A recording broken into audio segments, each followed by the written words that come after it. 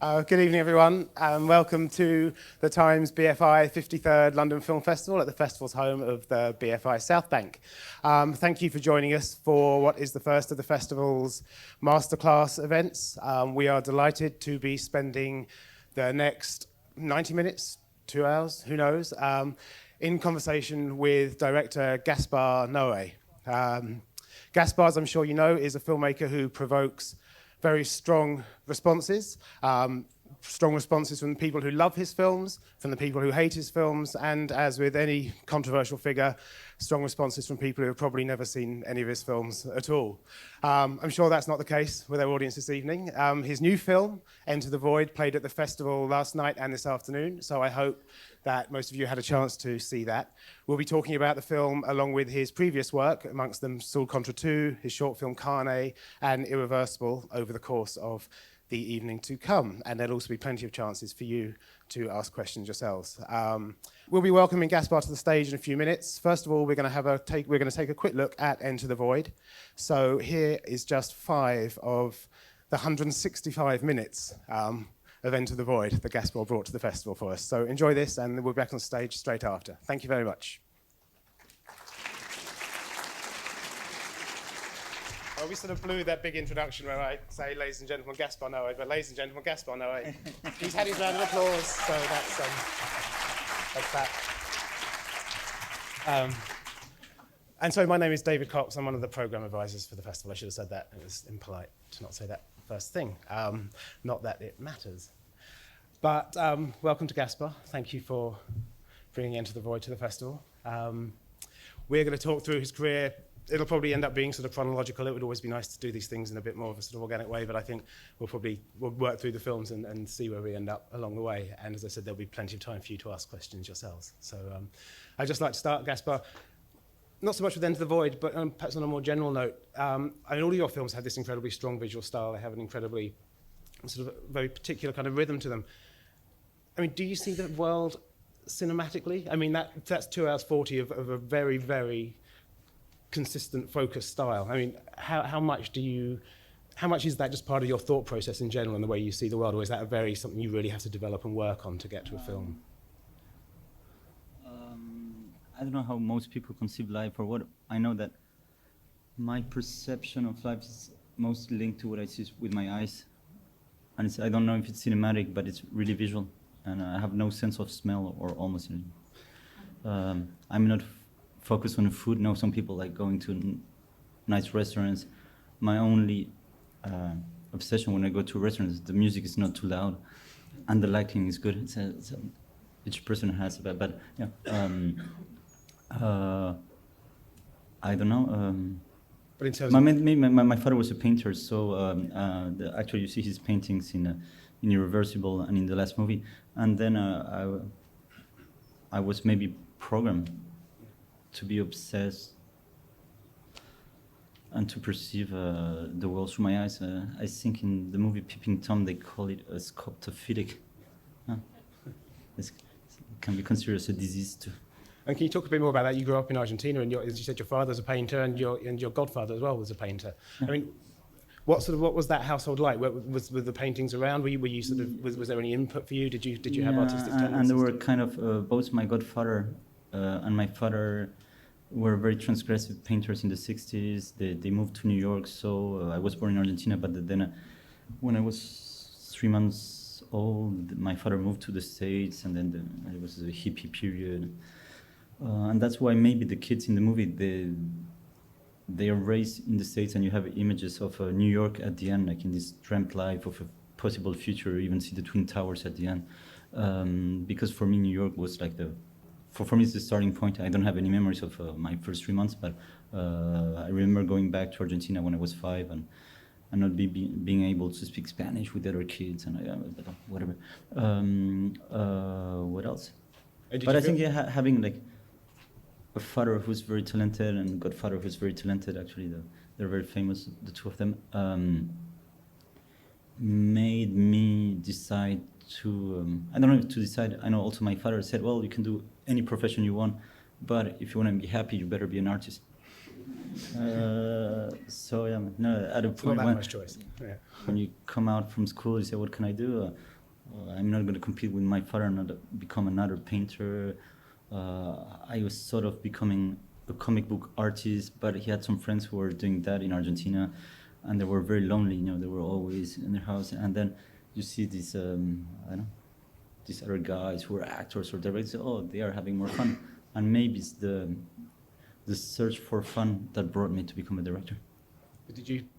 Did you work with your father at all in terms of painting? I mean, was there a sense there of discovering color or sort of seeing things in a different way, or that you realized but, you were? he usually was painting at night because during the daytime he was talking all the time with his friends, coming out. So at nighttime, mostly at 10, 11, he would start painting. And I could be behind him and say, "Oh, put some more red there. You should put more blue," and he would just try to please his kids. So I say, "Okay, I'll put some blue." So I felt I was sharing his paintings.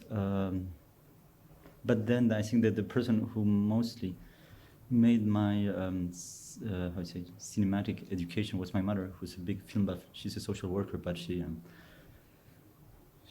was a big fan of Berman, of Pasolini, and all that. And the day I was 18 years old, she took my hand. She took me by the hand, and she brought me to see Pasolini's Salo, and then she went to have a discussion on the subway back home, and said, "Mama."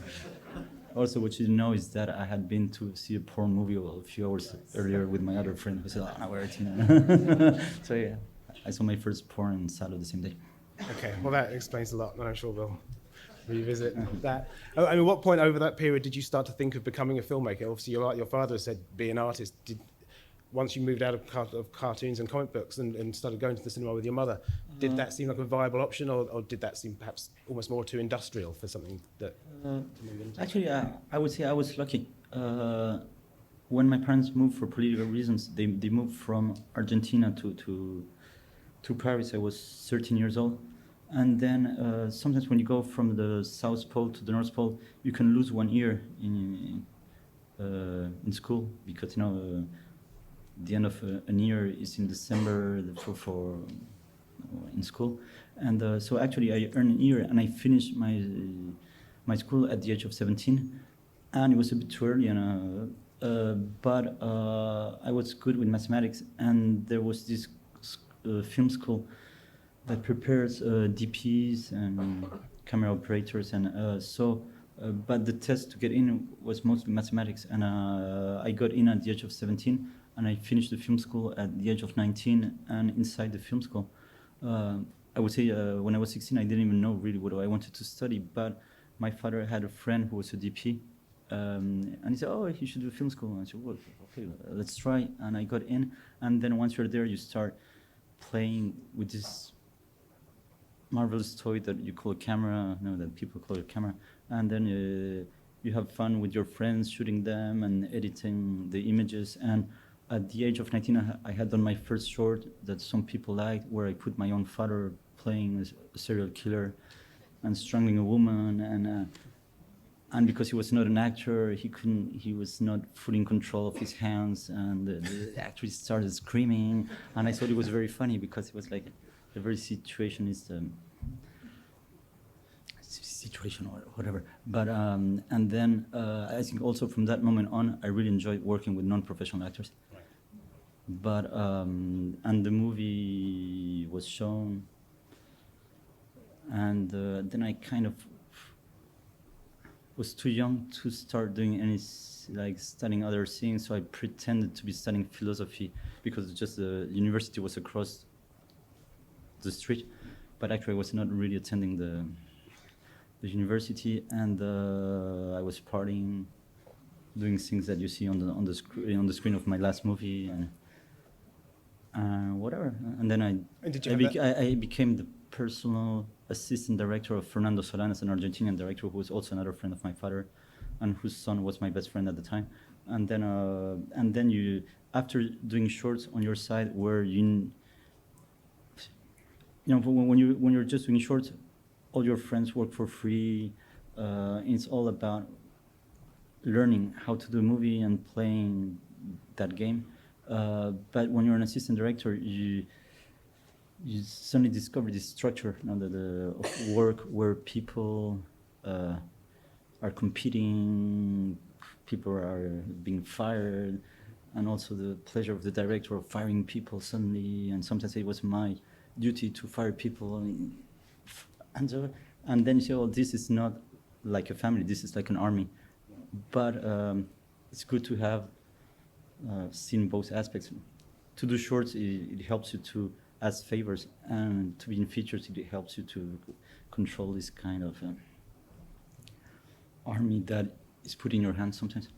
I mean, those the shorts that you made in the 80s, the one with your father strangling people, and the other films weren't seen, but the film Carne in 1991 was the one that really brought you to the attention of an international audience. I mean, how did that film come about? How did you make that leap from making the smaller short films with family members and friends to something that perhaps felt more professional? Carne, actually, Carne was a short. You know, once you do a first short, then you say, well, I want to do one that is longer after this one. And the following one actually was a very short film, 6-minute short film that I did while I was working as assistant director. But that one was not really exploited. And then I thought I wanted to do a movie like Pasolini's shorts. I'm a big fan of his shorts, La Ricotta, and what else? What are the clouds made of? But in the case of Pasolini, it was a short included. It was always a short included in a feature film made of different shorts.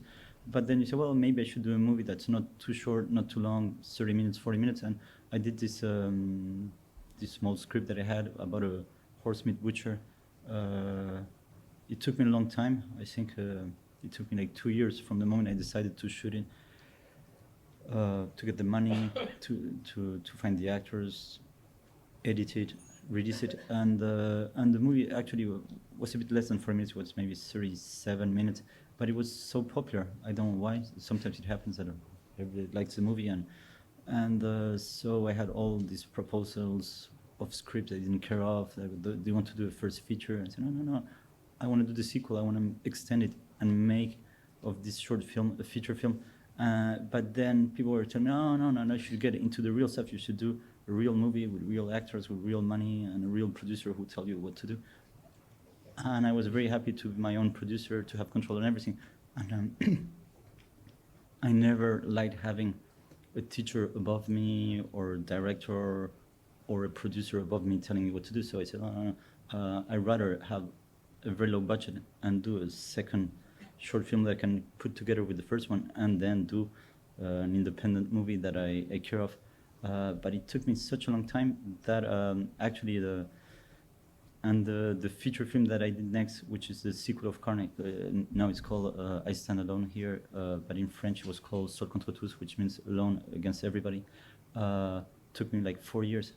Also, my girlfriend at the time, she started doing another 50 minutes movie, and all the money that I had for my feature actually went on her movie. So then you get into like family problems because can you finish it fast so we get our money back and I can finish mine. But we're gonna have a touch. Should we have a quick look at Carne before we go on? I mean, we're not looking at it now, but if we could just quickly sort of stop for a second and have a quick look at the clip from Carne, which I think we have queued up. I mean, you made that film in your late 20s, I guess? You did? No, I was 25, something. Right, okay. And where did the character of the butcher come from? Because that's a character that really sort of carries with him a whole sort of life of rage and resentment. I mean, how did you sort of create that man? I think at the beginning, I thought more about this father being tempted by his daughter, alone with his daughter. And then, like, in the very first script I ever wrote, which was actually a script that I wrote for the film school, and then I thought it would be good to have him being a horse meat butcher. Also, maybe because when I arrived from Argentina, among the things that my parents told me about the country we were arriving to, they told me, in this country they eat horses. And so, oh, yeah. And if I've seen from the point of view of other countries, it seems like a bit perverted. So, oh, yeah, welcome in town. Of course, then after 2 years, I wanted to try the horse meat. And I remember going one day to one of these butcher shops in France where you have a golden horse and buying my own steak and eating in front of my parents who were staring at me like, what are you doing? But so I thought it was funny to have a horse meat butcher. On the other side, she wasn't raped. She was just having her first periods, and the father didn't know about it. So actually, he's stabbing a guy who's innocent, and also he's stabbing the wrong guy. It happens in all my movies that the people who get killed are the wrong people.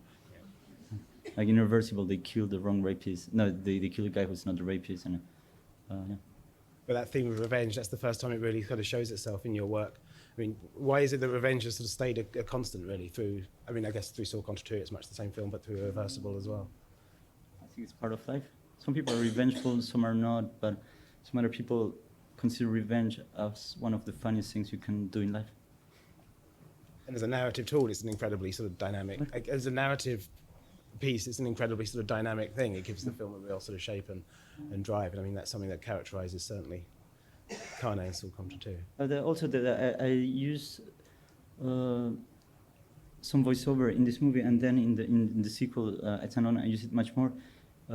Not because of Taxi Driver, that I had seen just once at the time, but because of another movie called Angst, an Austrian movie that really impressed me a lot, where the guy would be doing all kind of things, and there was a relentless voiceover. So I remember watching Angst a lot of times while I was doing this one, but then when I went for the sequel, I said, no, I'm really gonna overuse the voiceover.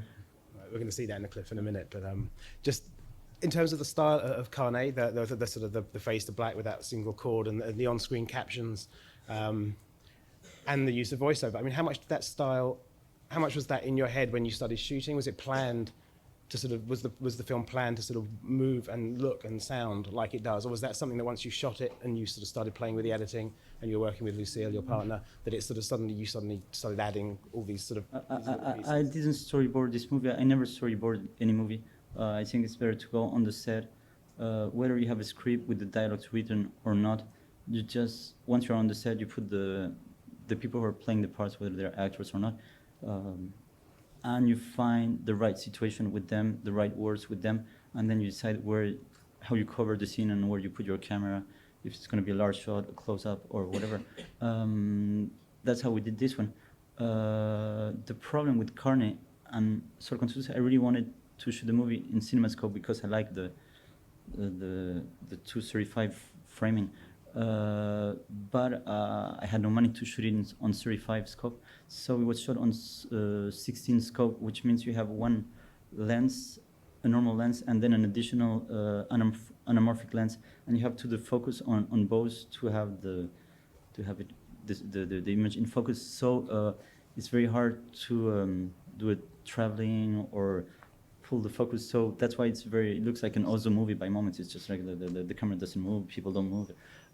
That's maybe also the reason why when I went to my third film, Irreversible, I wanted the camera to be moving all the time, and we shot it on Super 16, and then we recreated the CinemaScope framing in post-production. But Carne was a huge success. I mean, for awkwardly length film, for a 40-minute film, which doesn't sort of, falls between two stories. There were some other shorts at the time, like there's one called Kitchen Sink. Yeah. By a girl from New Zealand or from Australia who then did a movie called Crush. But yeah, sometimes shorts get a lot of attention, and even if you think nowadays of which is the most famous movie by Buñuel, it's his first short. Carne got a lot of attention. I was invited to Toronto, to Sundance, to Cannes, blah, blah, blah, blah, blah. You suddenly felt like a filmmaker? I mean, how does that feel? Could you suddenly sort of think yourself, this could be a career, I could actually kind of do something with this? They fly you in business class, they put you in hotels, they give you drinks, they introduce you to girls, blah, blah, blah, party. And then you do another one. But then after Carne and after all that success and after all the fun of being flown around and being give them drinks. I mean, there was that long period when the feature didn't come. I mean, in that period, during the 90s, what were you doing? Then as I said, I wanted to do the sequel, and I thought it would be very easy to do a feature film out of the of Carney, but it didn't happen. Also, people thought, oh no, you've been too far. The short is too end. Now you should do something more normal or more commercial, and that's what most directors do. You get attention, and then you want money, and then you go for a project where you get paid. And so I was thinking at the time of my favorite movie by David Lynch, which is Eraserhead, and I said, well, maybe it took him 5 years to do Eraserhead, but that is still his best movie. So I said, well, I'd rather keep on having a low life and do this feature version of Carney that I wanted to do. But the only money I got was from the TV channel Canal Plus for another short, and that's how I took that money. And over a period of 4 years, I managed to do a feature film with almost nothing. But as I said, the point is that I was producing this other short at the same time, and actually all the money went to the other short. And hopefully on the way, like sometimes like lightning strikes you, and Agnes B had seen the short, and one day actually our company was going bankrupt, and she said, oh, do you need some help? How much money do you need to finish the 2 movies? So, and she brought this money that I paid her back after my feature was released, but she really saved both this other movie La Bouche de Jean-Pierre and Sol contre tous, which now exists because of her. I mean, there's always that sort of idea, or certainly from this side of the channel, there's that feeling that the French sort of film industry is very supportive. It's supportive of its filmmakers and of the films once they're also made. I mean, how were you treated in France during that period between Carney and Sol contre tous? Were you was there a feeling of support from the French film industry, or were you out there on your own? No, there's a TV industry that buys movies. I was not really supported by those, but then you have the French Film Office, Unifrance, who pays you the plane tickets to go to all these festivals, and then all the friends who are directors, and I would say that those were the most supportive ones.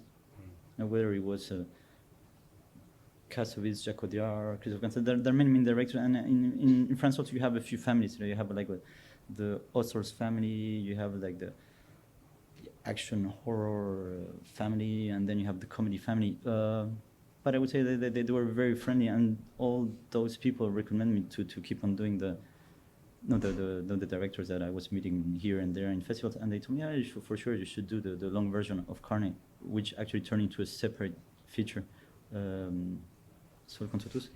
But now, not in England, but in France, they were released as a double bill on the same DVD. And was there any sense that Sol contre tous was any sort of reaction against French cinema at the time? I mean, what was with French cinema, or what was perhaps conceived as or considered as commercial French cinema, something that you enjoyed, or did you sort of see that? I actually, like most people, I think I really liked the French cinema from the 60s and 70s, and nothing much happened in the 80s. And in the 90s, it started again. Now, sometimes you have it's like in Italian cinema, nothing much happened in the 80s and the 90s. They were the best in the 50s, 60s. No, it's not a reaction against French cinema. It's just which movies you like and you really care of, and you just try to top those references, or at least get close to them. And when you returned to Sol contre tous and you returned to that world of Carney, you had the same actor, Philippe Nahon. Yeah. You had much the same crew around you.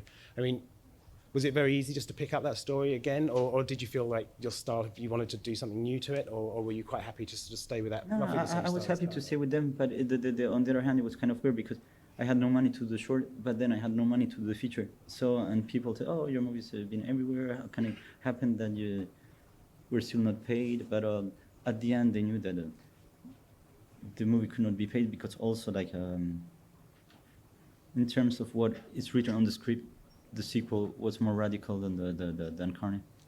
Okay, we're going to have a look at Sol contre tous. We may have to step off because I think this is 35mm, so I think the subtitles will be across your chest. So if we can run the Sol contre tous clip, that would be great. Thank you.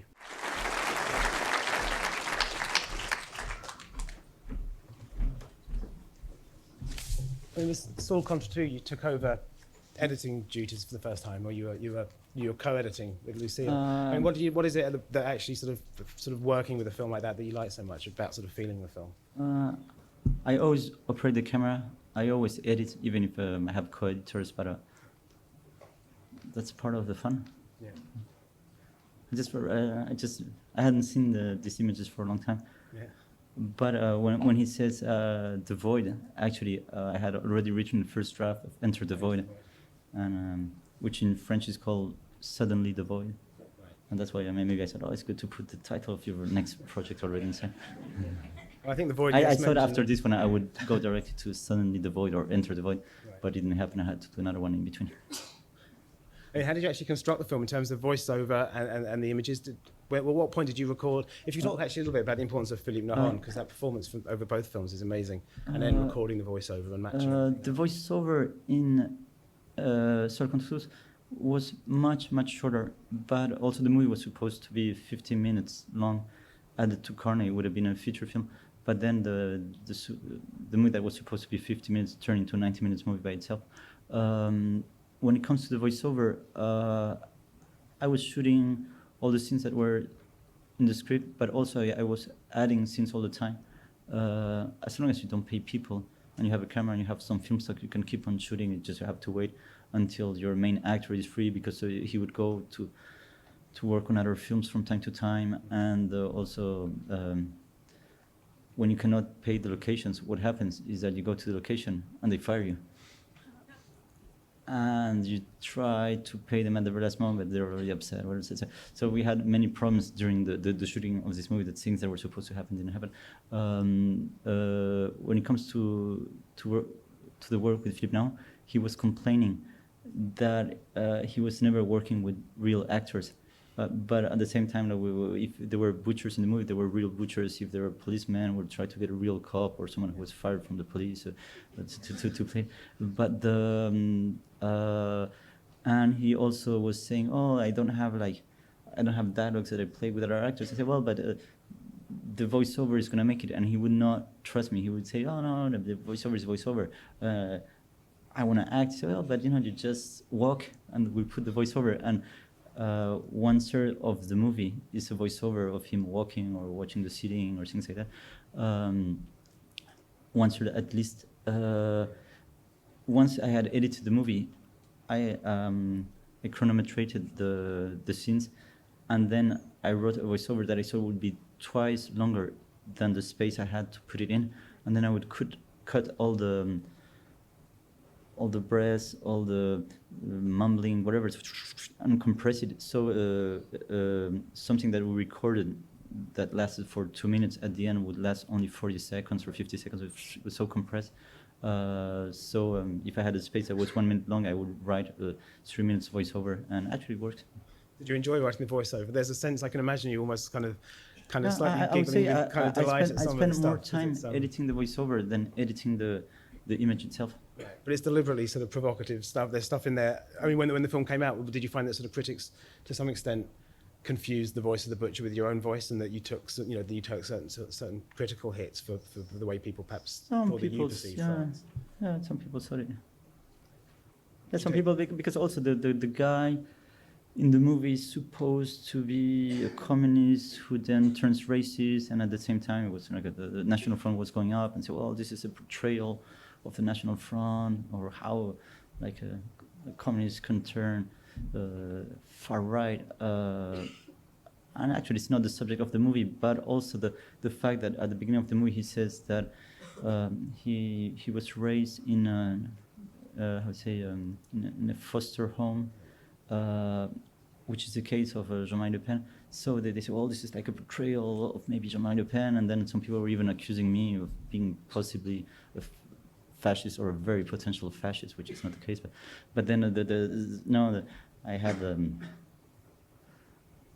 lot of people freaking out because I had to define my political situation. I didn't want to. I mean, were you expecting? Although I knew that for sure I'm not.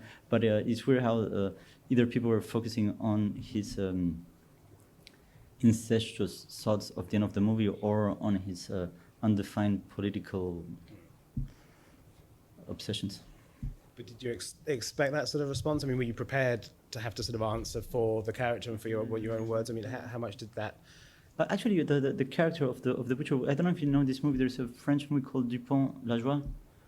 By Yves Boisset in the 70s. It was very popular in France. It was about 3 French guys raping a girl in the countryside, like very French, like French rednecks, and of course then they blamed the Arab worker of having done it, and then they chased the Arab, and I can't remember if then they killed him or whatever.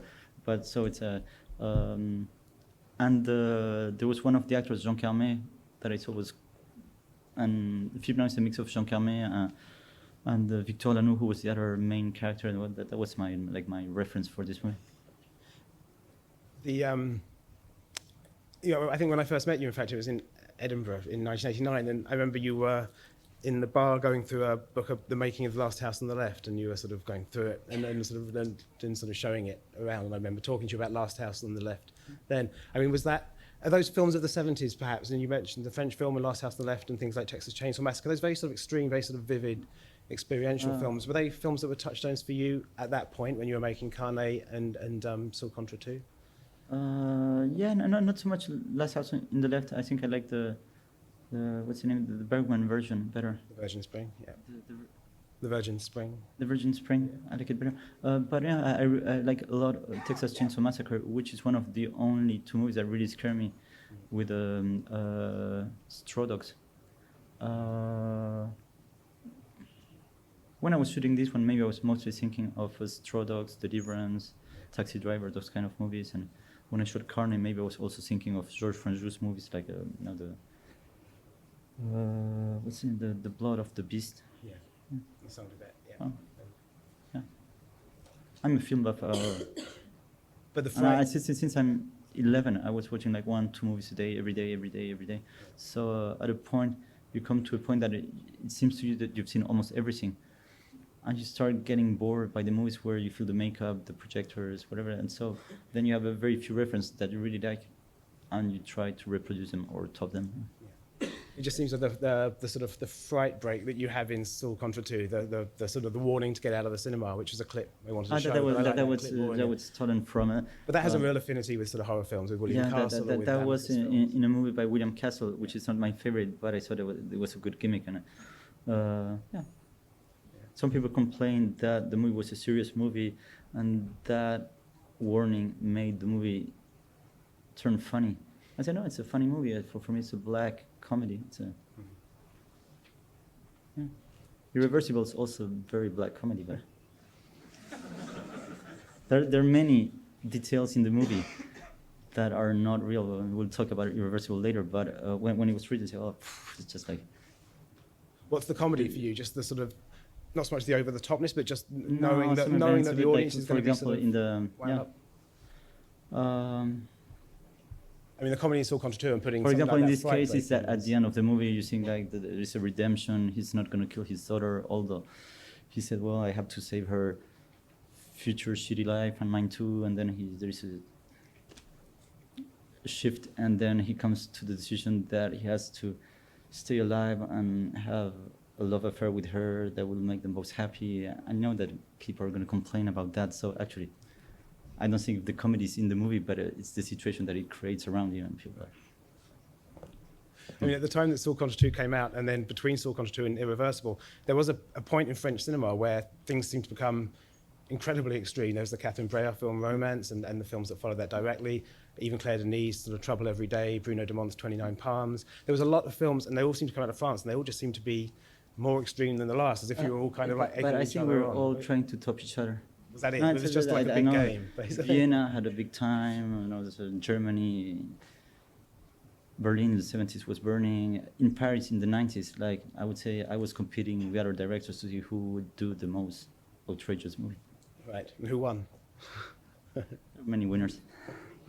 Each, you know, But was there a sense of community? I mean, in terms of that, was there a sense of togetherness? And I remember that when Kassovitz, after doing that, he was doing this movie called Assassin. I said, oh, it's going to be like Clockwork Orange. I said, oh, shit, he's going to make like the things I want to do with big money. Oh, shit. And I really liked his movie. But then, Well, that's the sound didn't work I at would all, say so- all these directors that I care of, they never really care about the audience. They don't care about the audience. So what's your No, what's they your care about the feeling? movie. What? What's your feeling for the audience in that respect? I mean, what is the response that you want an audience to have to still Contra 2, apart from being shocked and surprised by the ending or amused by something? I mean, when Actually, there's an audience that you meet during the film festivals, and you talk with the people, and that's funny. Then there's all these people that are like maybe 100 times, the amount is 100 times bigger or 1,000 times bigger, that are the people that see it while you're not there. And nowadays, for example, if I take any cab in France, there's one chance out of two that the cab driver has an irreversible, because that's the one that if I'm arrested, I go to a police station, all the cops have seen it, and then it puts you in a good or bad position, because it's just like it's fun. We know other directors who are in trouble now, but some people say, no, yeah, there's the same justice for everybody. He was drunk, we keep him all night, and they keep you all night, but you hear them fighting. No, we cannot keep the director all night. irreversible, I mean, in a way. But the funny thing is that whether even if you go to see a doctor, the doctor will know about your movie, and then he will, that's just because he saw the movie, he will think you're full of diseases and something like that. I mean, irreversible. You must have known going into that film that it was gonna have an effect on people, a very strong effect. Which one? Irreversible. When you actually planned it, when you started working on it, I mean, were you aware that you were perhaps, you talk about the other directors in that period from the late 90s, early sort of 2000, when all the French directors seemed to be becoming more extreme than the other. Was there a sense with Irreversible that you wanted to make the film that sort of put everybody else in their place and to do something that was more extreme than anything else? Actually, Irreversible was not even a secondary project. It just happened because actually I was trying to raise the money for Enter the Void after my butcher was talking about the void. Well, now I got directed to my big budget psychedelic Void movie. Yeah. Actually, it was very hard after coming from a very low budget movie with the crew. We were just maybe 12, 14 at the maximum during the shooting of Circumstances. So, hopefully, many actors and other directors were fans of I Stand Alone. And one day I came to meet Vincent Cassel in a party. My other project was once again postponed.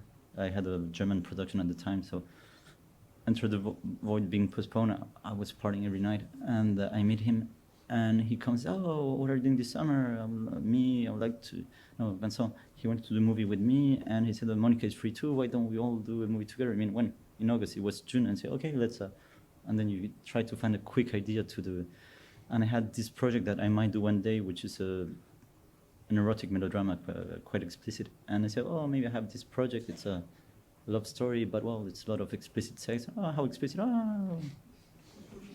Fairly, yeah. We'll talk about it. Concept, yeah. And we started talking about it, and we found the producers, but they had never read the piece of paper. And so we found producers who said, oh, they want to do a love story, very sexy, whatever we Gaspar, okay, we'll find the money. And we found the money. And then at that moment, there was a third character, because always, like in any movie, whether it's a love story or an action movie, two men have to compete for the same woman. So there was another guy who was the ex-boyfriend, and then I had talked to Albert Dupontel about playing the third part. And then, as I expected, things turned bad when they read the script. Right.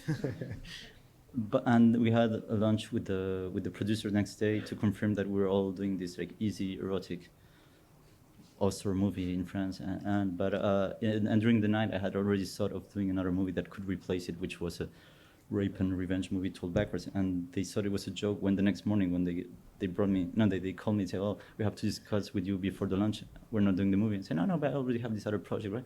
And then we went directed to the lunch, and the producers were there and said, oh, we want to propose you this rape and revenge movie. There's no script, there's no title, but we could be shooting in 6 weeks. And that's how just because of their power, or the potential power, the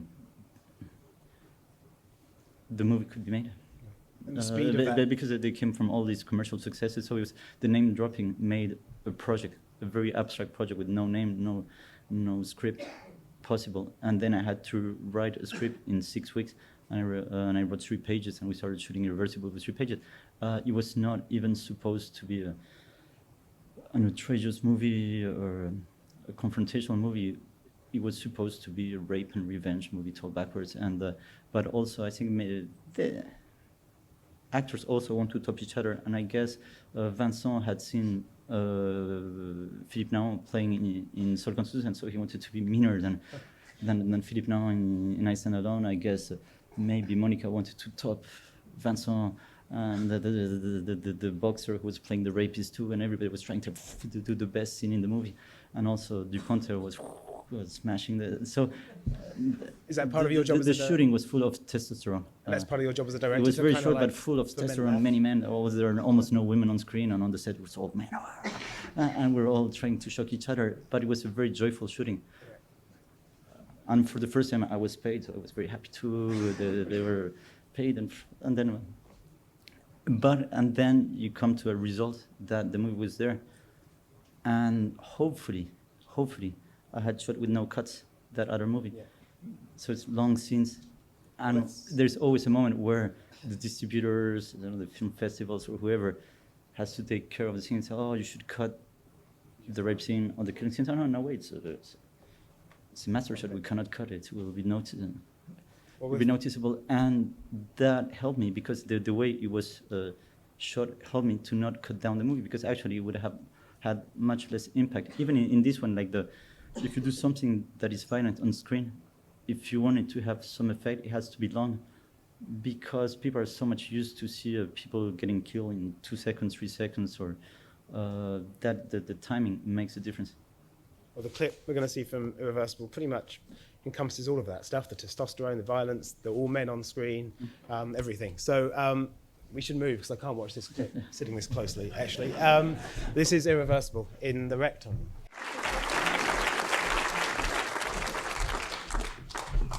They cut it just when it starts getting good. I thought that might just be enough for now. So when you say that shooting that was a joyful experience, I mean, what do we actually sort of see there? But what actually is there on the screen in terms of what you had to do to the image to get it to look? Actually, it was we tried to shoot it as one long take, but also there are a few cuts in the. Now, when it turns to a wall and it gets dark, I guess that scene lasts maybe for 12 minutes. Maybe there are 6 cuts at the beginning, and then also when at that point we start getting into special effects, and then we had 2 cameras, and we're getting from one point of view to the other one. And yourself, you're operating that camera? I mean, what was physically, what was it like sort of shooting that sequence? Actually, I was operating the camera. Yeah. And then you didn't see but there's one shot that I added of me inside the club, so. Yeah, we couldn't get that as too early. Yeah, but it was urgent. Operating camera it's okay. It's exhausting because the camera was kind of heavy, and it was over 3 floors, and you turn the camera all the time.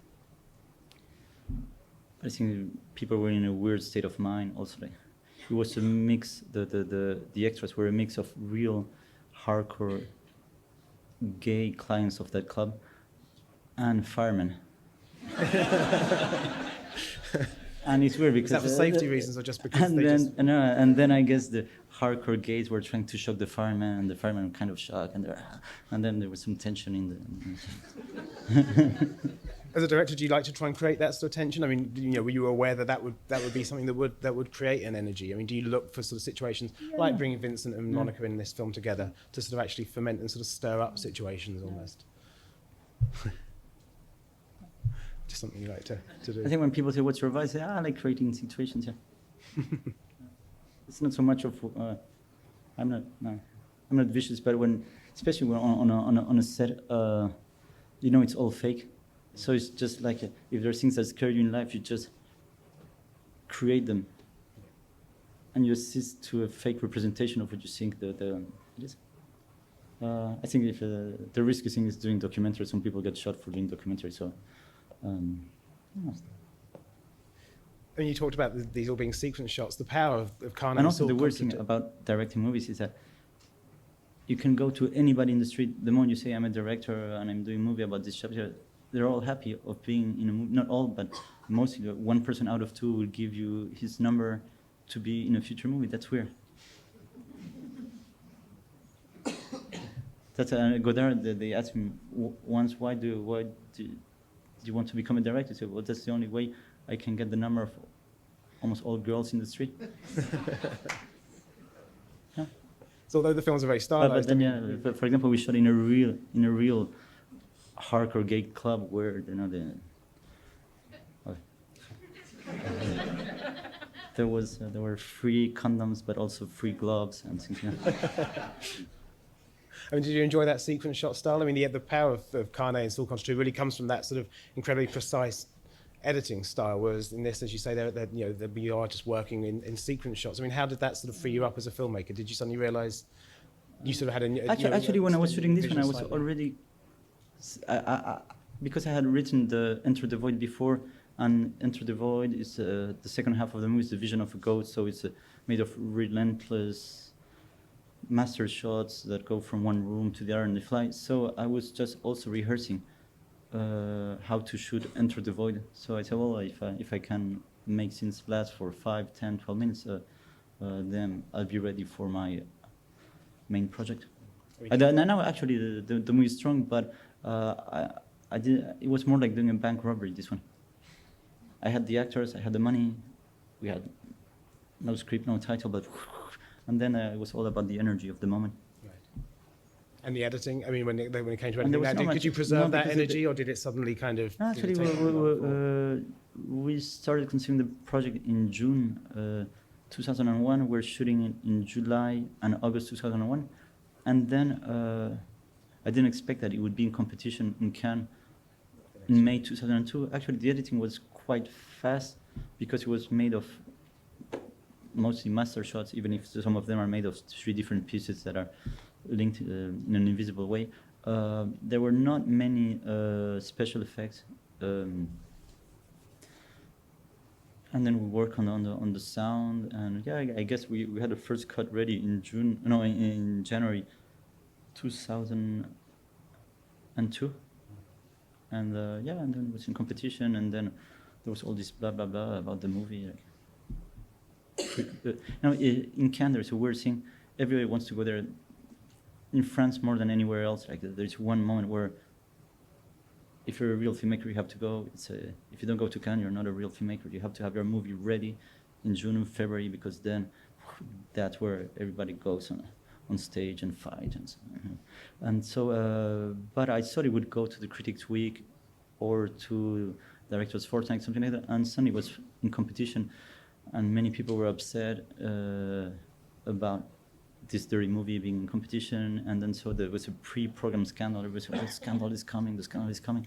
And then actually the movie is kind of outrageous. And also they proposed at a point to show it at midnight. That means out of competition. And we said, no, we go at midnight, but in competition. And they accepted. And at the end, it was at midnight in competition. But so many people were upset. I guess I had 99% of the daily, the newspapers against me. More than against me, like whole pages of insults. Not only how they selected this movie, how could they do this, how could Monica and Vincent prostitute themselves in this piece of crap, whatever. But the movie came out the same day, and it was very successful commercially, not very, but for what it is. And so it's weird because it really worked on one level, but it had a very, very bad reviews. Internationally, it went better also because people see the movie with subtitles, and it's like it cools down the bad energies of the movie. Yeah, so because then you see it like a comic book or something like that. I would say also that's the reason why the new one I want to shoot it in English, because when it's going to be released in Spain, in Italy, in other countries, it's going to be dubbed. And I don't think, for example, Enter the Void is a movie that you should see with subtitles. It's shot as a POV, and could you have made Enter the Void without having made a and reversible? also the worst, it's also irreversible. Yeah. When the countries where the press really dislike the movie are all the countries where it was dubbed. Right. Because then it becomes more personal. It's just the nightmare is not outside, it's inside your brain. I mean, could you have made Enter the Void without making Irreversible? What sort of lessons did you learn on Irreversible? I mean, and even technically, I suppose Irreversible couldn't have been made I started doing many years before. No, I started enjoying post-producing the movies through computers, like erasing shadows. We had to, because it was mostly improvised, and the acting was improvised, the dialogues were improvised, but the camera work was improvised. I would have all the time all kind of shadows of the camera, of the mic in frame, and then because we shot it on Super 16, then transfer to high definition, we could erase all these accidents and put it back to film later, and it looks great now. But also in the part, there's a party scene which was the most difficult to shoot, and also in the new movie, I would say the most difficult scene to shoot was the nightclub scene, because you have so many drunk people staring at the camera. Then you get rid of one, you have two. It's like the movies with zombies. You get rid of two, you have four, and then you have to raise them all. Either you raise the whole person, or you can erase his face, or put it in the shadow. So that saved the party scene in Irreversible. Does manipulating the image like that bother you? Did you have any sort of qualms at first of funny. kind of messing with what was a sort of Like reality? the two photographers complain about going through Photoshop. No. Some people say, "Oh, this is an untreated photo," but no, for me it's a big pleasure to rearrange the image in post-production. Do you set any It's rules? not a documentary where people can complain, "Oh, you know." Do you set any rules or sort of limits though for how far you will go in terms of manipulating the image? Are you kind of, there are mistakes that you want to get rid of, but do you find yourself sort of also perhaps going a little bit further and augmenting certain things, or doing more than perhaps you would have imagined? No. But for example, in what you missed, like the moment he starts crashing the face of the guy, we really need computer graphics, and that's why it looks so good. And sound as well on Irreversible. That was something. I mean, that was the first time that you really started to explore the possibilities of sound, not just in terms of what you're seeing on the screen, but how it affects the audience, and how you can actually sort of assault the audience to some extent with sound. How did that come about? When it comes to the sound, I think maybe this movie is more aggressive than the new one. Yeah. The new one. In what way? What were you doing in the sound in Irreversible that was that? I thought I want to do like when I say it's a black comedy, it's because on the paper, the script or whatever I had when I started shooting, the fact that the club was called the Rectum was funny. The fact that the rapist was called Tapeworm, in French, Tenia means tapeworm, is another joke. And from that moment on, we were considering that we were doing a serious movie, but also it was a kind of a expressionist movie, and not it's not linked to the ground totally. But what was the question? Just about the sound, really, and the specific technique that you used for the first, especially for the first third of Irreversible, and how that came about, and how you kind of... No, I wanted the first half to be scary. In the first half, it all takes place at night. For whoever hasn't seen the movie, the story is backwards. If you put it in the right sense, it's a woman who's pregnant. She doesn't announce to her boyfriend that she's pregnant, and they go to a party, and then he gets drunk, so she gets upset. She walks out, and she tries to find a cab, but to go get the cab, she has to go through a tunnel. A rapist jumps on her and rapes her, and then when they come out from her boyfriend and their best friend, who used to be the lover of the girl, come out, they see the police and the fireman. They're all around her, who's almost dead, and they decide that they're gonna find the rapist the same night and take revenge. Someone describes the guy, and finally someone else says, "Oh, he might be with the trannies who are around the corner." The trannies say, "No, maybe he's in that club. Actually, it's a gay club." And actually, the rapist is there doing poppers with a friend, and the boyfriend of the girl ends up killing the wrong guy. But if you put it backwards, you see two guys killing someone, and then you see these two guys asking the tranny, where's this guy? He raped a woman, and then really it goes all the way up, and so you see then you see the rape, then you see the party scene, then you see the couple on bed, a very long full scene where you see, well, this is a perfect couple.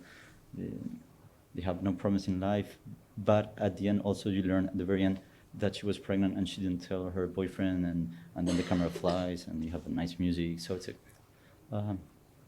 It ends on almost a cosmic sort of yeah, level, exactly, though. it's kind of, yeah. I mean, can you talk about that sort of the And ending? there's a happy of ending, so the story is really dark. But if you put it on the other way around, it's almost have a happy ending. But if you reconsider it, it's a sad ending because like all the shit is gonna happen just after then the movie ends.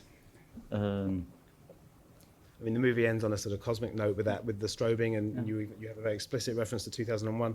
I mean, how important is Also the reference that at a film? point you see the of course my favorite movie ever is 2001. Yeah. And in the movie at a point I put the poster of 2001 because it says the ultimate trip, and I was also considering of shooting Enter the Void next, and I said that this movie has to be my ultimate trip, and also it was shot in 2001, and there was a way of putting the year, like in paintings you put the year where when it was painted. I said, well, this movie was shot in 2001, so I'll put the poster so people know when it was shot. Sounds stupid, but it can be stupid.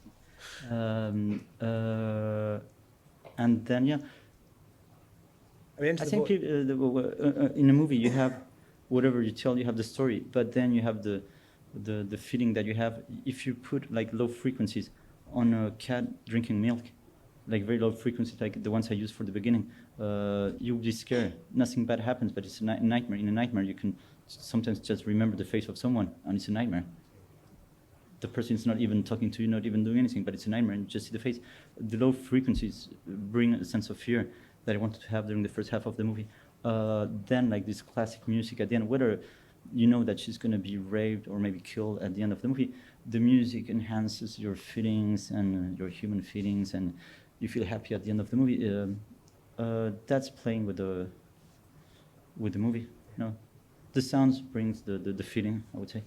I mean, Into the Void, the project after Reversal perhaps moves more towards experimental filmmaking and non-narrative filmmaking than the films previously. The other films are quite sort of wedded to a very strong structure, whatever else you're doing within those movies.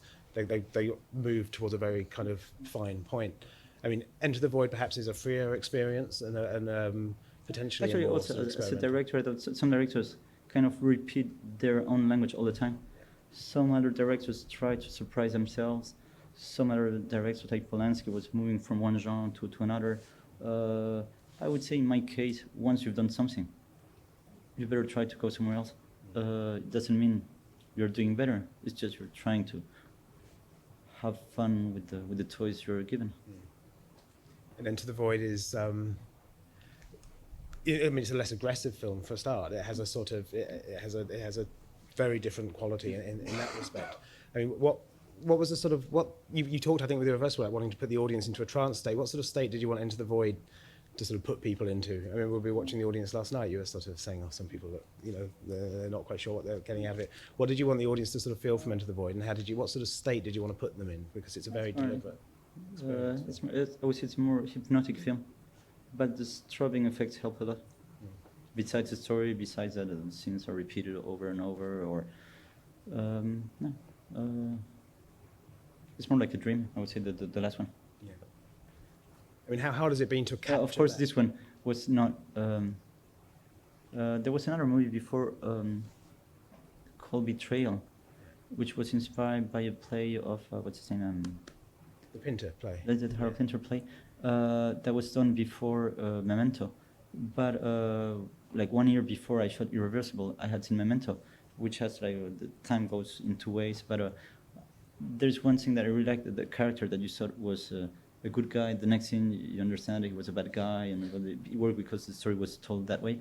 So I thought, oh, it would be great to do a whole movie where in Betrayal and Memento it goes backwards. I'm not gonna repeat that device twice, but it was just my game of the week. How hard has it been? And now I have to find my game of next week. Yeah. How hard has it been with Into I the guess Void to get? what? Yeah, no, carry on. It's fine. I'm just. Among the games I haven't really played, I think I would like to do documentary. Is that where you think you're going next potentially, or No, not the very next, but one where just are one person, or one plus one, someone with a mic, and just. is that because that's It's the more sort of risky. No. form that you're really interested in, or because perhaps almost with Enter the Void you kind of feel you've reached the limit of the type of filmmaking that you're doing and the type of? I mean, can you take narrative film any further and sort of remain interested in it? Do you think, or do you think you sort of? in a way you're sort of finished with creating characters and putting them through certain situations that you'd rather find? It's not about. No, I'm not finished with playing with actors or non-professional actors. It's just like a when you write a script, when you direct people, you tell them how to talk. When you find their clothes and you find the sets and repaint the walls, whatever. At the end, you're projecting your own mind. If you do documentary, you're just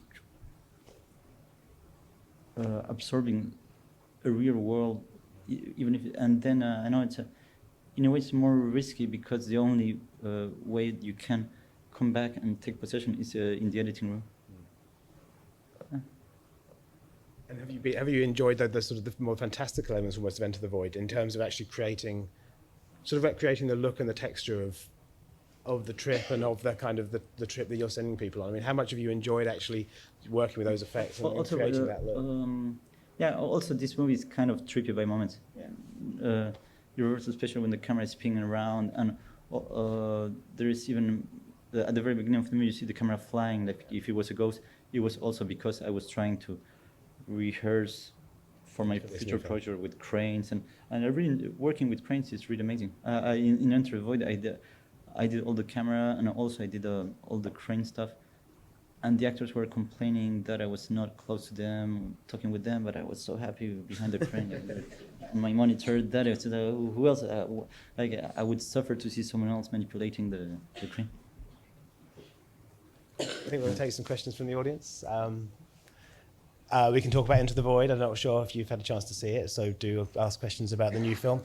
But also feel free to ask questions about any part of Gaspar's career. I'm not sure. I think we have a roaming mic coming down both aisles, in fact. So questions. Up at the back in the pink. Yeah, I think there's a mic. Hi. I had a question about Irreversible. That it struck me that the film seems like a compendium of formal styles from various avant-garde experimental cinema used to tell this quite straightforward narrative. I just wondered whether that was intentional or not, or maybe if you could say something about your interest in avant-garde cinema and its relation to narrative. You're talking about Irreversible or about Enter the Void? Irreversible. But also generally. Which references of experimental cinema? I don't see anything really experimental in Irreversible besides that of course the story is told backwards and the camera is spinning all the time. But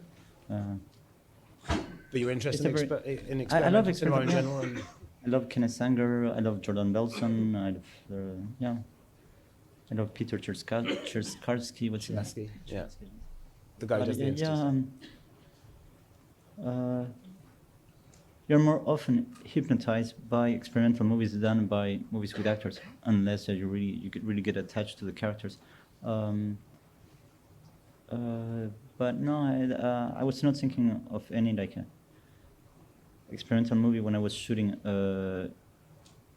Irreversible. I was mostly thinking, of course, of Deliverance, I Spit on Your Grave, Pasolini's Salo. And yeah, there was one experimental movie that I think the director is British, called Tony Hill. It's called Upside Down. It's a camera turning around and around. Yeah, I think that went. Oh, and of course, I Am Cuba. That was another of the main references for Irreversible. Okay. Yeah, we'll go down the front, just down here. Sorry, let's make you run. Thank you. Hi. Earlier you were talking about Eraserhead being one of David Lynch's best films, as well as mine. And a common thing in Eraserhead. You have the same haircut. The Jack Nance haircut. A common thing, yeah. I couldn't prevent them thinking about it. Something that's going on in Eraserhead for almost the whole film is the constant baby crying, and then different industrial noises. Yeah. And then watching the clip from I Stand Alone again, I never noticed before in that scene that you could faintly hear some form of baby crying or some sound like that. And then Irreversible as well, with the sound by the guy from Daft Punk doing all that in the beginning, in the rectum, that kind of low frequency, and then in Enter the Void, like sort of hallucinatory kind of sounds you hear. Like, I was wondering, how important is that in your work to create the ambience and the atmosphere in your films? Also, I did there was a feature that was distributed here called Districted, with many porn shorts. I Yeah, did one of We them. Fuck Alone. And in that one, you have this young kid fucking an inflatable doll, and you hear a baby screaming in the other room. I would say now that sometimes the tension comes through the ears. Yeah. When the guy is thinking of committing suicide and you hear the baby screaming next door, you think there's drama elsewhere. Like the drama is not only inside his life, inside his head, but there is more drama in the other side of the wall.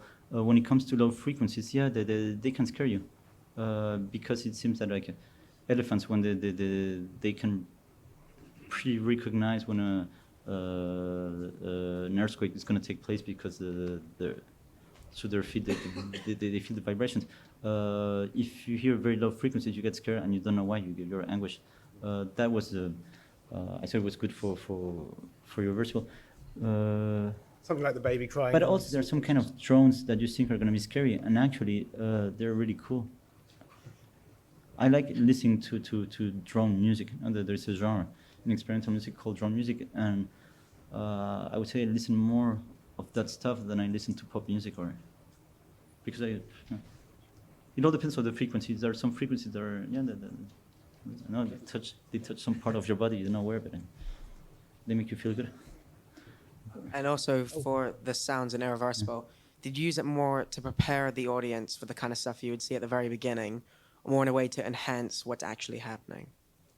In Irreversible? Yeah, so at the beginning of Irreversible, Yeah. you see the upside-down shots of apartment buildings, and Yeah. you hear this frequency. Yeah. So are you using that to more prepare us, or to enhance the experience? No, it's nice to enhance the fear. If there could be something like a fear, it's just like it's like in a horror movie, the in Psycho scares you.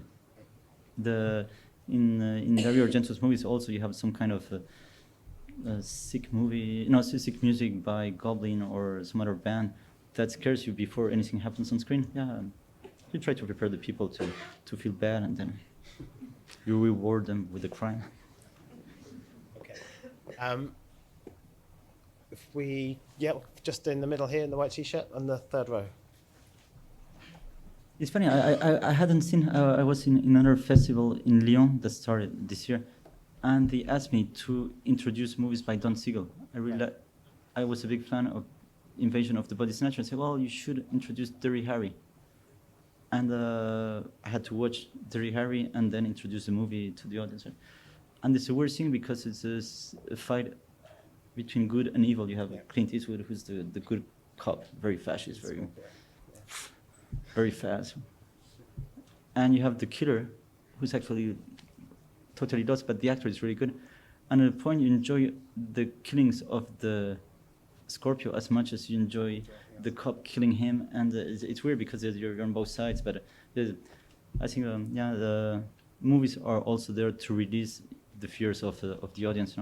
There's in nightmares you dream your worst fears. When you go to see a movie, you also want to see your worst fears on screen, and then you feel better once you've seen them. It's weird. And down here. Hi, some of us saw you present Irreversible in Sarajevo a few years ago, and something that stuck with us was you described the narrative as being like on mushrooms. They started off very dark and it ended up very fluffy and nice. And I just wondered, because filmmaking is very much about creating realities, and obviously hallucinogenics make you question certain realities. So I just wondered, as a filmmaker and as an artist, your working relationship with experimenting, drug-wise. I'm curious. I've been curious since I'm young. So, there are a lot of things you do when you're 13, 14, 15, 16, 17. At a point, you get bored of doing them. I've experienced a lot of hallucinogenics when I was young. And that's why maybe also I wanted to enter the void, because I hadn't seen a movie like the ones I wanted to see when I was 16, 17, 18. But then when you start working, you have to direct a crew, then it turns harder. very difficult on set. There's a question here in the middle, 2 rows behind. Yeah, coming from that side. Thank you. I was wondering about the nature of collaboration, and if you could tell us more about how you work with Lucille and what she means to your work. Lucille being your partner. But we started together. Then the first features, the first shorts we did, we were doing them together. Also because when you're out of money, the only person you can count on is the person who has a company with you, who's your life partner, and so we co-edited, we co-produced because the company belongs to the two of us, and then we co-edited Carney. She was on the set. I was on the set doing the camera for her, and then at a point, it's the best help you can have. It's someone you can totally rely on that has the same taste, who knows your taste, and also tells you you're not going your own way. At a point, it's very difficult to work all the time with the same person. But and that's why she started doing her movies on her own. I was doing my movies on my own. But I think everybody needs like a partner that knows you very closely to put you in your own track all the time. So is that the point, that you have the same taste rather than that you have? No, I would say if there's things that are similar, it's also because I was working on her first movies and she was working on my first movie. So a team that works together at the end, it's a team.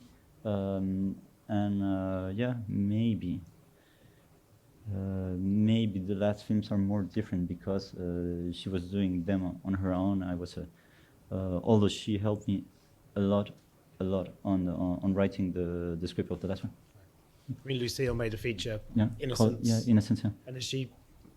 What's next from her? I think she's preparing a horror movie. Preparing, but not shooting, not ready to. No, she wrote a horror movie and she's preparing a very scary horror movie. Okay, next year perhaps. Okay, thank you. We'll go out to the side and then just go out to the back. So just down here, 3 rows from the front. My question is, do you feel you make violent films because you abhor violence? I'm not strong enough to get into fights knowing that I'm gonna win. Right. Sometimes I see them happening in a bar and I'm hypnotized. I enjoy watching them. I try to participate a little bit, but not too much.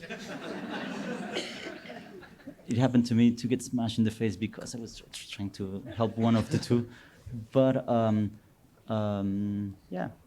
I'd rather do movies and see people being shocked. The funny thing is that when you do movies like Irreversible, you see people fainting in the audience. And sometimes it's male guys, 3 years old, strong, much stronger than me, and then it makes you feel powerful. Thank you. And the question from the gentleman behind. Gaspar, can you imagine making a film without violence or sex? Number 1, yes. Number 2, I really like the movie A Prophet. Yeah. But that's a movie I could not do because it's only men on screen. And I don't know, when you start doing a movie, you're there for 1 year, 1 year and a half, 2 years between the moment you start preparing, you shoot it. And I don't like only feminine worlds, but I like mixed worlds, so yeah. But you could have women on screen But I mean, without them maybe having sex, perhaps. or not. Or then maybe I really enjoy kids. Oh no! No! I wouldn't mind doing a movie with kids one day, but and that one would not be sexual.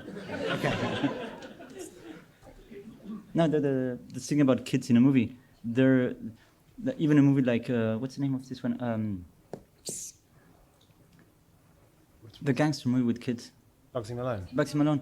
I always dreamt of doing a movie like Bugsy Malone where you would have all these kids talking like adults. But with real guns and stuff, or just? No, just you could have a drama just with kids, like working with the girl who played in Enter the Void, who was 5 years old. Yeah, Her performance is so amazing. People are so intelligent sometimes at the age of 5 or 6.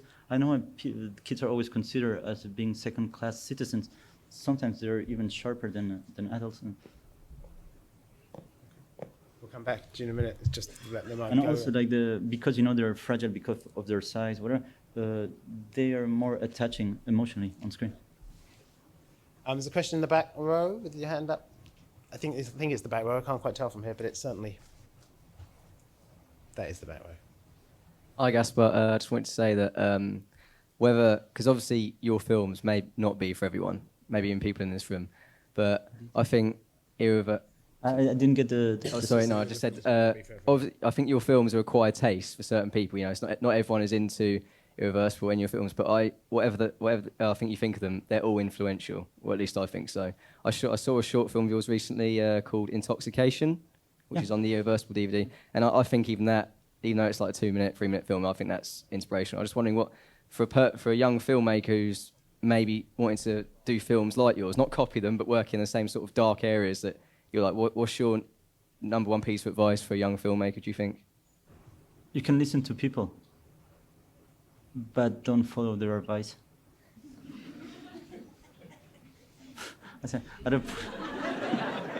If I had followed all the advice I had in my life, I don't know where I would be, but it would be so far from anything close to happiness. Now you have to follow your guts all the time, As long as you can keep on filming on video or on Super 8 or on Series 5, but you know what you like on screen, and you know what you want to see on screen, and also you have to catch the moment most of the time. So it's something. The intelligence of being a director, I don't know if I'm intelligent partly or whatever, but when people recommend you should get this guy for the movie, you should go. And actually you see this other guy who's not, for example, in my last movie, there's a guy who's not even an actor, he was a bartender who lost his job, and he came, and the moment I saw him, I knew he would have, the movie, you have to follow your instinct. When you're looking for location, you have to follow your instinct. When you choose your DP, follow your instinct. Don't listen too much to what people tell you about people, or how hard it is to shoot in this country or that country. You know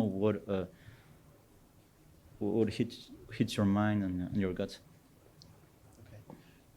Okay. Question up there, just on the aisle behind the fellow in red. And if we could just bring the mic down to the front for a question following that. So just here on the aisle first. Yep, with your hand up. Hey, Gaspar. Do you try to take a moral stance in your film, or simply try to shock the audience? Number 2.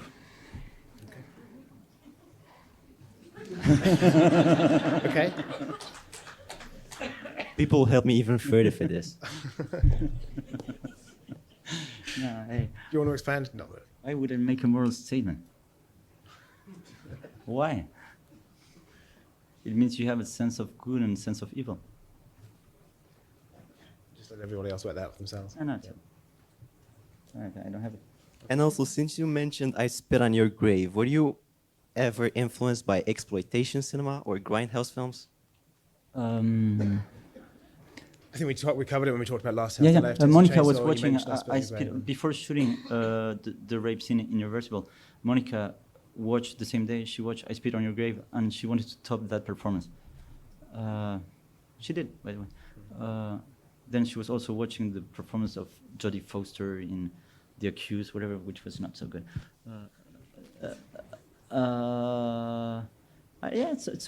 There are good exploitation movies and bad exploitation movies. Eyes Without a Face is an exploitation movie that is really good. Peeping Tom is an exploitation movie that is seriously good. Invasion of the Body Snatchers is another exploitation movie. Eraserhead 2. Even the people all those who like exploitation movies, like The Andalusian Dog, which is a masterpiece. Metropolis is a genre movie, I don't know. Okay. I get bored by most movies where people are just talking close-ups. We've got time for a couple more questions, and we'll start with this one down the front. Yeah, okay. Hello. I was just wondering, because I read some time ago about a project of yours called Cedar. And I was just under the impression that it was supposed to develop into a feature movie. I had one experience of shooting a documentary. It was a part of a feature film where supposedly all directors were not doing a documentary. It was They proposed Jane Campion, Wim Wenders, who else? There were a few names, like, and there were 8 directors making a short film about one of the 7 goals of the United Nations, how to get a better world in the future, and one of them was to fight against AIDS. And I thought it would be good to do a movie about AIDS that would be kind of a narrative documentary where someone would explain his life and tell how he was dying. And actually, I filmed like 4 persons who were, no, among the 4, 3 were on a terminal phase and a girl who was not. And then I filmed them in the hospital, in the room, whatever. And then they told me their life and how they thought they had caught the virus and where the virus comes from and who's helping them, if they were on medication, and mostly the were things that they said that none of them really believe in the medication they were supposed to get or they didn't have. They all said the only person who can save us is God or Allah or something, and they were all raving about the ultimate power of God. And then one of the 4 pieces was put inside this feature. But yeah, I have a version that's never been exploited that is contains the 4 characters. Yeah. Yes, because and I actually it's really touching. I didn't think it was good to release it before Enter was coming out, but and that's why since I shot that one, I thought like shooting a documentary, you're so much closer to life and to real drama that if you film it properly, if you film a real drama properly, then the effectiveness of what has to be said by the documentary is much, much stronger because you know people are not cheating on screen. And actually, now when I go to a DVD shop, I mostly only buy documentaries. We've got time for probably 2 more questions, so we'll just go with one in the middle, the one who's in the grey T-shirt. It's got your hand up higher than anybody else, pretty much. Hi, I was just wondering how important it is to you to be distinctive, to be unique, have your own personal vision where your work is distinctive from everyone else's.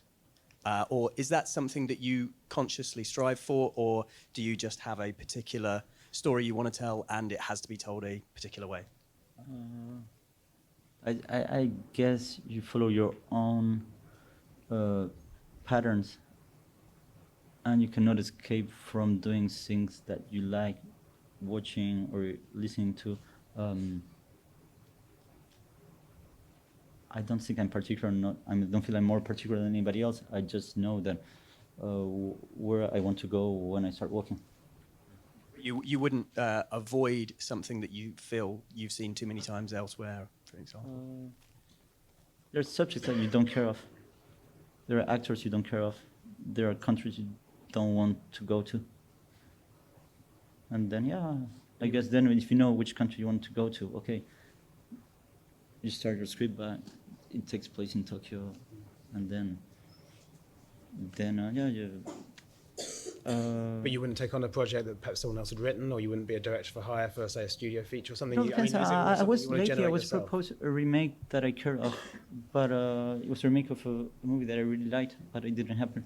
I don't mind, but I'm not a very good reader, so when I have an agent in the States who proposed to send me scripts and say, well, I'm not going to read the script, just if you really see something, tell me the story. And some people are good readers. I'm good for watching movies, for talking, but What was the film? You're not going to say.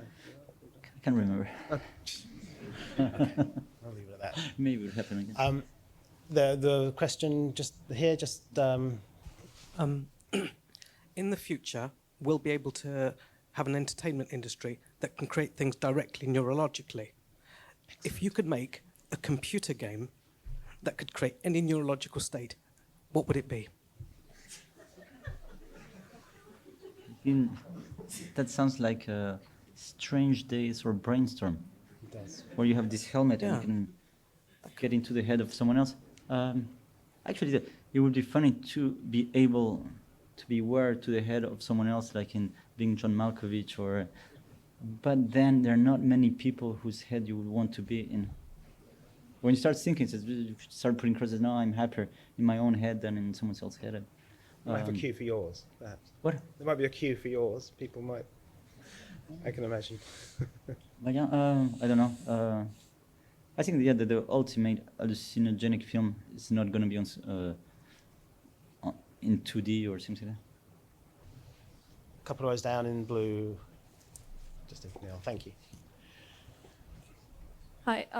How would you justify the violence in your films, and why do you feel the need to shock and disturb your audience to the extent that you'd include a 9-minute rape scene? I mean, as bizarrely fascinated as I was by that scene, my question is why? It's not a need, it's a desire to do things that are cross the screen. No, there are not many emotions that really come out from a screen. Fear is one, disgust is one, and when it comes to why should I portray rape in a violent way, rape exists. I know so many cases of not only women but men who've been raped, and also weirdly because of Irreversible, many men came to me and said, "Oh, your movie, I felt like killing you after watching it. I wanted to smash your face."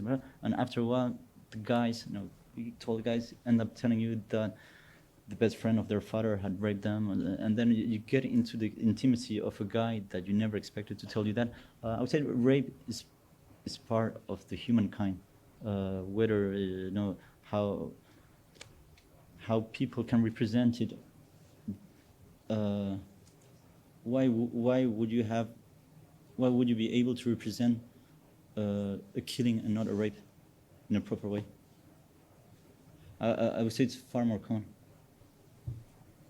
But there's still an argument for not doing it. If you kind of feel it's going to upset people, or if it sort of perhaps unbalances the film, I mean, would there be a time when you would think that's possibly too much and it's not real because it's still filmed? It is too much, but if it's a subject of the scene or of the movie, why would you turn the camera to the window? And there's no reason.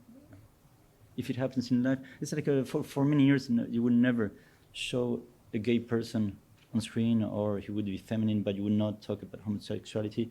For many years, maybe in the last 20 years, movies start dealing with incest, which is like in France. I know I was told, I cannot tell, but I was told that 1 person out of 10 went through an incest. Why can you start showing it on a narrative film since the 1980s and not before? I would say rape. Yeah, but why wouldn't you show rape as it is on screen? And it's not actually. Also, you know that it's fake. Like also the car crash in my last movie was all fake, and the kids were screaming, and actually, it looks like real. But people who've been through car crash told me, "Oh yeah, it really reminded me of that trauma of my life when I lost my father in a car crash." Would you like to follow up? No, I was just saying I completely agree with you on that.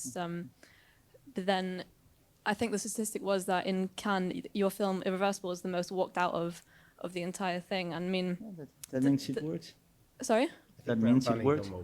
Well, exactly. I mean, does that for you, is that an achievement, or is it a disappointment that so many people just refuse to watch such a film? I walked out once in my whole life because I couldn't handle the movie. It was Straw Dogs. I saw it when I was 15, whatever, and I saw the rape scene in Straw Dogs. It was really shocking, mostly because it says at the beginning you don't know how much she agrees or not, and then it turns into kind of a gangbang or a battle with a rifle, and then it turns into a real rape. But at the beginning, it's just she's cheating her husband, and I was disturbed by that scene. So I remember I walked out, but I had to wait like 10 years to watch the movie again. It doesn't mean that you dislike the movie. It's just like the scene was too effective. Thank you very much. Okay.